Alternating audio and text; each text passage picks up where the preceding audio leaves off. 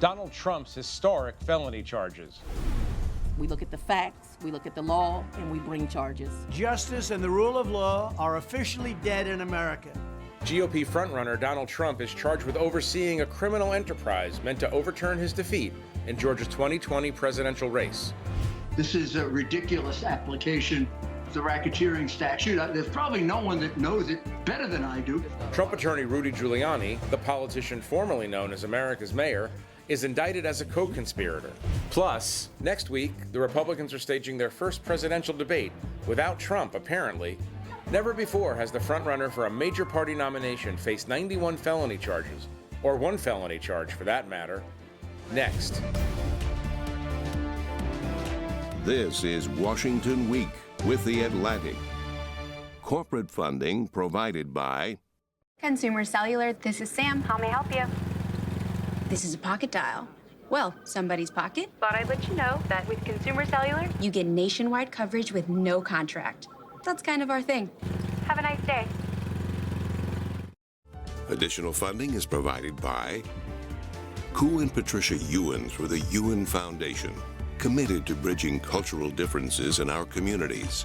Sandra and Carl DeLay Magnuson, Rose Herschel and Andy Shreves, Robert and Susan Rosenbaum, the Corporation for Public Broadcasting, and by contributions to your PBS station from viewers like you. Thank you. Once again from Washington, Editor-in-Chief of The Atlantic and moderator, Jeffrey Goldberg. Good evening and welcome to Washington Week with The Atlantic. Tonight, Donald Trump has big problems. Late Monday night, Fulton County, Georgia DA Fani Willis gave new meaning to the cliche sweeping indictment when she named Trump and 18 others, including Rudy Giuliani and former White House Chief of Staff Mark Meadows, as co-conspirators in a plot to subvert democracy. Rather than abide by Georgia's legal process for election challenges, the defendants engaged in a criminal racketeering enterprise to overturn Georgia's presidential election result. Trump responded to the latest indictment in much the same unmodulated way he responded to the previous three. This marks the fourth act of election interference. They know they can't beat me in a fair fight at the ballot box, so they're weaponizing the legal system to try and defeat me. As things stand now, reporters will spend much of 2024 running between campaign rallies and court appearances by the man who, as of today, is the frontrunner for the Republican nomination. Joining me to discuss this and more are some of those reporters. Dan Balz, chief correspondent for The Washington Post, Zolan Kanno-Youngs, White House correspondent at The New York Times, Tia Mitchell, she's Washington correspondent for the Atlanta Journal-Constitution, and Elaina Plott Calabro, staff writer and my colleague at The Atlantic. Okay, Tia, answer this question. We all want to know, is this trial going to happen before the November election? Well, Fani Willis would like it to start as soon as March, but a lot of people, including Governor Brian Kemp, don't believe that the trial will start until after the November 2024 election. And one of the reasons why a lot of people agree with Governor Kemp is that at the end of the day, this is a very complicated case. There are 19 co-defendants that, as of now, the district attorney would like to try all together. That's not the type of case that plays out quickly. So it kind of behooves itself that it's going to take a while, and about a year to bring a complicated case is not unheard of. So let me just ask this as an obvious follow-up. 2025, let's say that Donald Trump is president of the United States. The trial could still be going on or could start as he's president? That could happen. Now, again, we've talked a lot about the fact that a lot of this is just uncharted territory. The fact that a sitting president or even a former president would face such serious charges has never happened before in America. And so to see how it unfolds, particularly I mean, we already expect Trump to become the Republican nominee. So that might be apparent as soon as, March, April, or May. So it really means that no matter what, should Trump become the nominee, he will be on trial. The question is, should he also become president in November 2024, sworn in January 2025? What happens then? We really don't know. Right. Dan, you've been writing a lot about the various stress tests that democracy in America have been undergoing. This seems like a very large stress test. Could you put this in the context of some of your recent work at looking at the role of minority rule and some of the other stresses? Yeah, I mean, this is like a pile-on to the stresses of the system. I mean, I think most people, almost no matter what side of the aisle they're on, think the system is broken. And many people don't feel represented at this point. But there are some clear reasons why democracy's under stress and democracy's at risk. I mean, one obviously is former President Trump, not just because he's been indicted 4 times in 4 different jurisdictions this year, but because of all of the things he did as president to attack institutions, to attack the legitimacy of elections. So that's one element. Is he, by the way, is he the symptom or the cause of a lot of what you've been talking about? Well, he is an add-on to it. I mean, some of the strain on the system predated him. I mean, we were polarized before Donald Trump became president, but things have gotten much worse as a result of him being in office. And you made mention to this situation of minority rule, which is to say, we have an electoral system in which twice in this century, the person who lost the popular vote became president. That only happened 3 times in the previous 200 plus years. 4 members of the Supreme Court, 4 conservative members of the court, were confirmed by senators who collectively represented a minority of the country. We've done a lot of deep diving in the data to go through this and publish today some of the findings. A third element, Jeff, I think, is simply the change in the Republican Party, and particularly the Trump wing of the party, which is resistant to compromise, which, as everybody here knows, is essential to a functioning democracy. So there are all kinds of things that have come together, but these trials, these criminal indictments, only add to that. And as you suggested, it intersects with a presidential election year. We obviously have never been through that. We don't know what it's going to be like. We don't know where the real focus will be. We don't know what voters are going to be thinking or doing. We don't know what other issues may become important. I mean, it's obviously unlike anything we've gone through, and I think there's reasons to be worried about it. We're going to have to find new ways to describe uncharted territory as we go forward. Elaina, I want to ask you something about another person who was indicted this week. For the first time, Rudy Giuliani, once known as America's mayor. You've covered him for years. What happened to Rudy? Well, we could be here for a long time talking about that, but I think the simplest explanation is that following Rudy Giuliani's cratering in the 2008 presidential Republican primary, when he saw that nomination didn't go well, he really fell into a deep depression after that. And Donald Trump's ascent offered an opportunity for Rudy Giuliani to ascend at the same time. But I think one reason their relationship has fascinated me to the degree that it has is that you don't see necessarily the mutuality that you have in their relationship with other people in Donald Trump's life. Rudy Giuliani is somebody who's never been disposable to Donald Trump. And the primary reason for that, based on my reporting covering this relationship for years, is that they see in each other what the other prefers to see in themselves, which is to say Donald Trump really cherishes his identity as the person who wrote The Art of the Deal, who ran The Apprentice, who is the king developer of Manhattan. Rudy Giuliani really cherishes his tagline as America's mayor. They see that in each other, and they really fulfill each other in that way in terms of communicating in that respect.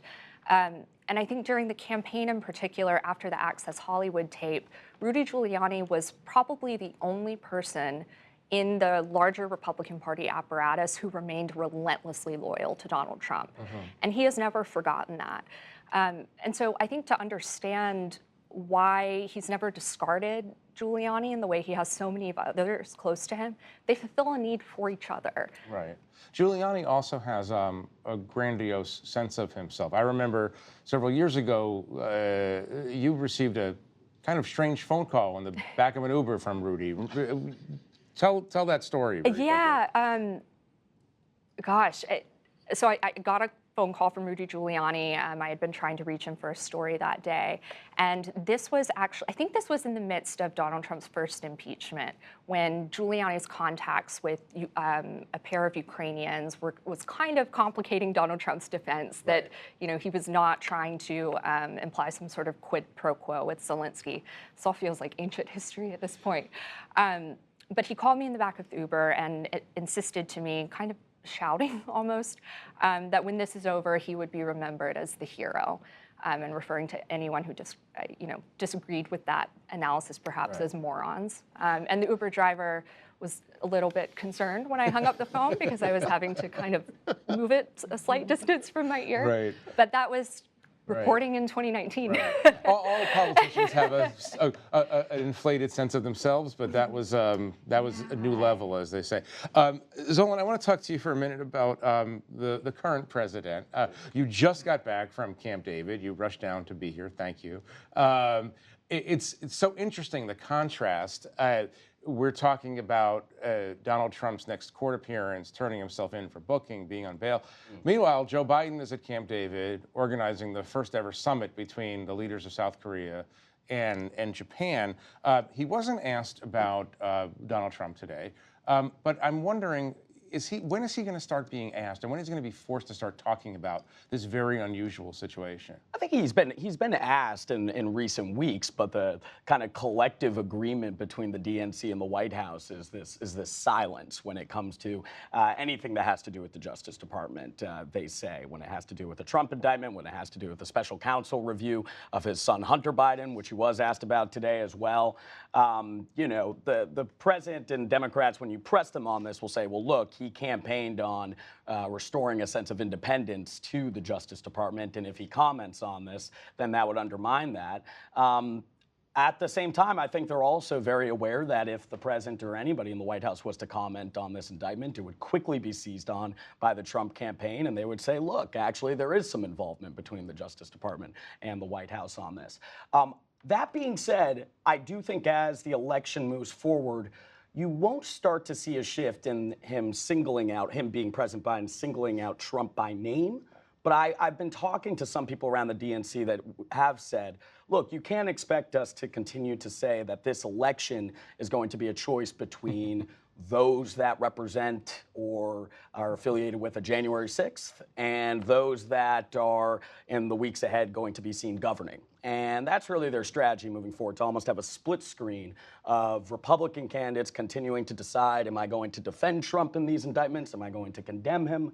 Meanwhile, the president will have a summit with two key allies, the leaders of Japan and South Korea. But I think the challenge is, can you actually break through? Do things like capping prescription drug prices and talking about infrastructure break through to your base when many members of that base still are concerned about the state of democracy here? Recent polls have shown that many people in the Democratic Party still are unclear about Biden's agenda. So events like this, it'll be interesting to see if that does resonate. Dan, talk about that for a minute. How does Biden eventually use the fact, assuming for the moment that Trump becomes the nominee, use the fact that this is a man facing 91 felony charges?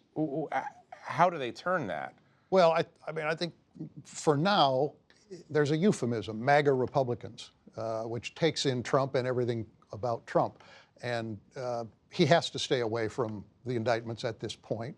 But if Trump is the nominee and they get into the fall of 2024, in one way or another, I think he has to address it. I don't know how you avoid the fact that your opponent, who you are trying to say for all the reasons that the president will say the former president is unfit to be in office, how you ignore that piece of it or how you bring it in. I think it's going to be very difficult as you get into the closing weeks of the election, if those two are the nominees, to deal with it without going explicitly on the question of, well, and by then we also may have a conviction in one case or another. Right, which doesn't stop running necessarily. The other thing to remember here, too, is it's not just a matter of the president and whether or not he's going to call out Trump. Trump hangs over everything, including a summit like today. I thought it was interesting that even though he wasn't mentioned, you have the president there saying, look, I'm committed to these two allies, not just for today, but for weeks and decades to come. If you think that's not a message to the concern that allies have about you keep making these promises, but that all could be upended with a forthcoming election. You only talk about an unbreakable alliance when it's breakable. That's right. Right. No, that's fascinating. See, in Georgia and elsewhere across the South, do you see any signs that all of these legal troubles are going to affect the MAGA base? No, no. We're seeing in Georgia what we're seeing across the nation, which is that the MAGA Republicans, those members of the Republican Party who are loyal to former President Trump, if anything, the indictments make them further entrenched in their loyalty, makes them question the legal system. They believe that these investigations in different jurisdictions all are politically motivated. They believe that this is Biden and Democrats trying to keep President Trump from winning the election in 2024. And so that's why we've even heard it from former President Trump. He was like, one more indictment and I'm going to be the nominee. He thinks, and he's right in a way that he's only gone up in the polls of Republican primary voters. Now, I think the indictments are having a different effect in the general body that includes independents, swing voters that any president would need in order to be elected. I think we do see in polling that in general, Americans are concerned about these indictments. They think it's proper that President Trump be held accountable for his actions after the 2020 election. You just interviewed Marjorie Taylor Greene this week. It's quite a humdinger of an interview. She's not moving.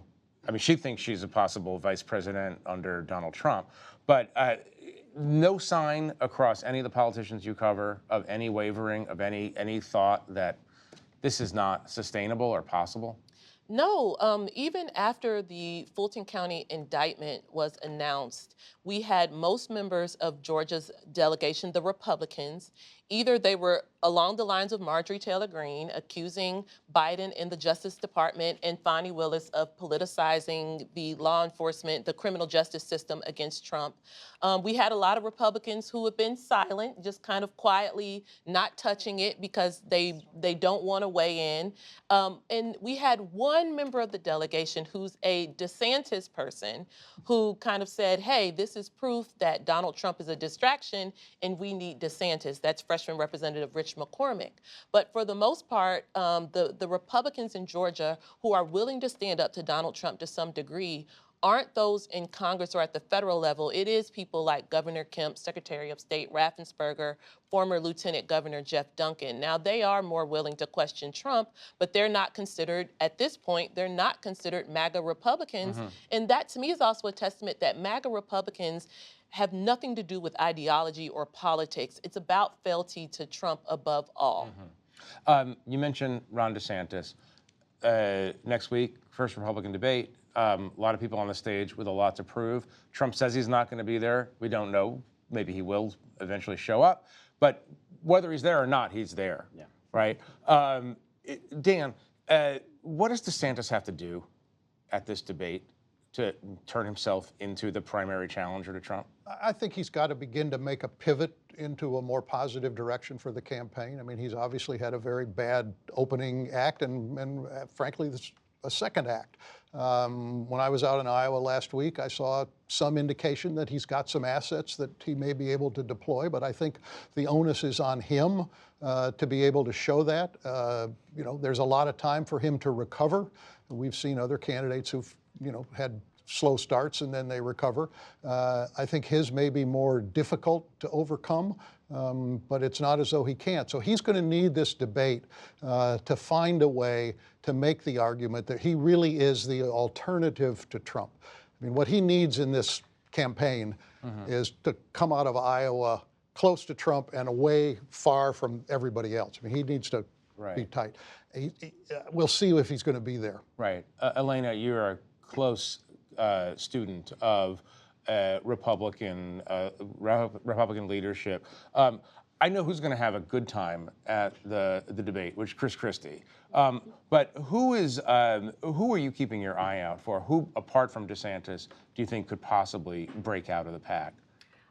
I think somebody I'm going to be watching is Tim Scott, for the reason that I'm going to pick up what Tia was saying about Rich McCormick saying, Trump is a distraction, which has been really kind of the line that a lot of people towing the Trump line have tried to put forth. But Trump is not a distraction. He is the story of the Republican Party right now. And I think one of the primary forces animating this primary at this point is an unwillingness to reckon with the fact vocally and up front that this is not an open field. This is running actively against Donald Trump. Tim Scott, I bring him up because his spokesman has, in the past few days, sort of made pointed references to sort of like a blanket response to the reporters who are reaching out and saying, is Senator Scott running for vice president? Is that what all of these people are doing at this point? A lot of these aides get offended when reporters ask that, but I think it's an incredibly valid question. And so Senator Scott in particular, it will be interesting to see if on the debate stage you see these people actually present themselves as people who are running, in fact, for the nomination and not hoping to clinch the #2 when Donald Trump inevitably wins. So actually articulating a case for themselves and against Donald Trump, as opposed to pretending that just because he's on stage, the specter of him doesn't exist. Zolan, who does Joe Biden want to run against? Oh man, this is an interesting question. Each time I assume he's told you. He just called me, actually. He texted me and told me. For the past 2 years, whenever you would press Democrats or White House sources, the question I would sometimes press them with is actually, tell me the reasoning for him for president running again. Why does he want to run again for a second term? And often what would come up is two consistent answers. One would be, if not him, who else, which I think says a lot about the Democratic Party. But two would be, he already beat Trump. That would be the second thing that would come up to defend Joe Biden. I think there are those around the White House that are still running with that argument, that are preparing for Trump to win the nomination and are prepared to say, look, we've seen this story before. We've seen how it played out. And there is one person that's beaten him in a presidential election so far. That's something, though, that that they've been saying for a while now. Right. No, it's fascinating. It is all uncharted territory. I'm going to spend the next week looking for alternative expressions. But we're going to be talking about this again and again around this table. We have to leave it there for now, I'm sorry to say. Thank you to the panel for joining us and for sharing all of your reporting. And thanks to all of you as well for joining us. Don't forget to watch PBS News Weekend on Saturday for a look at how families in Montana are preparing for a new law banning some medical treatments for minors. I'm Jeffrey Goldberg. Good night from Washington. Corporate funding for Washington Week with The Atlantic is provided by Consumer Cellular, this is Sam. How may I help you? This is a pocket dial. Well, somebody's pocket. Thought I'd let you know that with Consumer Cellular, You get nationwide coverage with no contract. That's kind of our thing. have a nice day. Additional funding is provided by Ku and Patricia Ewens for the Ewen Foundation, committed to bridging cultural differences in our communities. Sandra and Carl DeLay Magnuson, Rose Herschel and Andy Shreves, Robert and Susan Rosenbaum, the Corporation for Public Broadcasting, and by contributions to your PBS station from viewers like you. Thank you.